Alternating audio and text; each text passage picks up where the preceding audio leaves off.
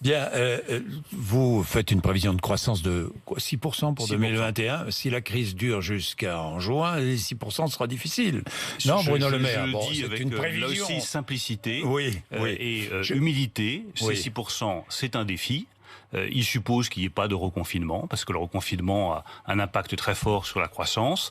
Ça suppose qu'on puisse redémarrer fort avec une relance qui démarre vite. Et croyez-moi, nous nous y employons tous les jours. Il faut dans le même temps, de 100 milliards d'euros. Mais il faut dans le même temps vite, c'est ce que dit le président de la mais il a République. raison. Et Oui. c'est ce à quoi je m'emploie tous les jours. Il faut à la fois protéger les secteurs les plus fragiles et puis soutenir des secteurs qui, Jean-Jacques Bourdin, marchent très bien. Le bâtiment marche très bien. Les travaux publics marchent très bien. L'agroalimentaire marche très bien. Alors justement, est-ce qu'il n'y a pas Donc il faut une inégalité? à la fois relancer et protéger. Vous parliez de solidarité tout à l'heure. Il y a des secteurs qui marchent très bien. Il y a pas d'inégalité. Et d'autres qui s'écroulent. Il y a une réalité économique. Il y a une réalité économique. Mais est-ce que les uns décrivez ne pourraient pas aider les autres? Je ne sais pas sous quelle forme. Il y a une réalité économique que vous décrivez parfaitement.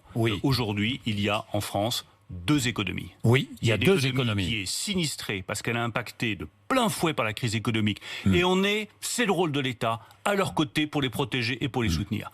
Et puis il y a une économie, il ne faut pas l'oublier, parce que c'est aussi grâce à cette économie que nous redémarrons, qui se porte bien, qui crée des emplois. Le bâtiment et les travaux publics ont créé 20 000 emplois l'année passée et se sont engagés à créer de nouveaux emplois en 2021. Il y a des secteurs nouveaux, par exemple dans l'énergie, dans les énergies renouvelables, qui vont créer des emplois. Il y a des entreprises qui se digitalisent massivement parce qu'elles ont compris que c'était l'avenir de leur entreprise qui était en jeu et l'avenir du pays. Donc il y a des motifs d'espoir puissants. Ma conviction, Jean-Jacques Bourdin, c'est que lorsque la crise sanitaire sera derrière nous, l'économie française va redémarrer. Et je vais vous dire, elle va redémarrer fort, parce que nous restons une économie puissante, que nos fondamentaux sont bons et que les 100 milliards d'euros du plan de relance vont nous permettre d'accélérer.